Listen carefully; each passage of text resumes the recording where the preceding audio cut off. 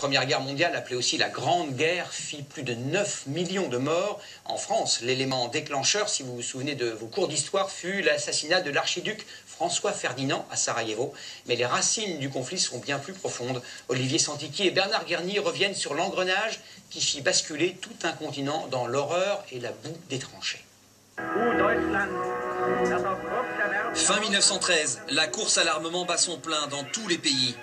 Une surenchère de fonderies pour l'artillerie, de fortifications aux frontières, de constructions navales, notamment côté allemand. Largement exclu du partage colonial de l'Afrique, Guillaume II et ses officiers généraux décident de se donner les moyens de leurs ambitions avec un programme mené à marche forcée pour pouvoir naviguer loin et frapper les esprits.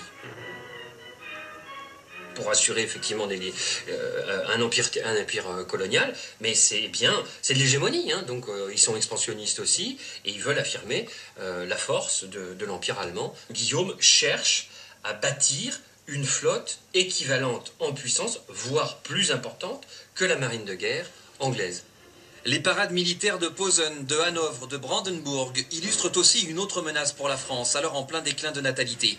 Avec 41 millions d'habitants, elle est dominée par le grand voisin de l'Est et ses 67 millions d'habitants. Dans les villes françaises, on boit aux terrasses de café, on pêche le dimanche en famille. Plus que de l'insouciance, le témoignage d'une belle époque où la vie s'écoule malgré les bruits de bottes. Ils sont encore lointains, sauf pour l'état-major et les gouvernements de la Troisième République. Celui de Louis Barthou, depuis août 1913, a porté à 3 ans la durée du service militaire. Dans les campagnes, la population n'a guère conscience des enjeux. Grégor Tona n'a pas oublié son grand-oncle André, un poilu, ni surtout son grand-père Georges, notable de Brive-la-Gaillarde. Je me souviens qu'il m'avait raconté ça, c'est que c'est un drame avant tout parce qu'on ne sait pas comment on va faire la moisson. Parce qu'il faut rentrer le blé à telle date, il ne faut pas qu'il pourrisse, etc. Le foin, la paille, tout ça. Donc c'est très pas égoïste, mais c'est des problèmes immédiats. Et derrière, c'est la survie du clan familial, quoi. Voilà. Ces priorités très rurales ne changeront pas lors de la mobilisation à laquelle obéiront 4 millions de paysans sur un total de 8 millions de combattants.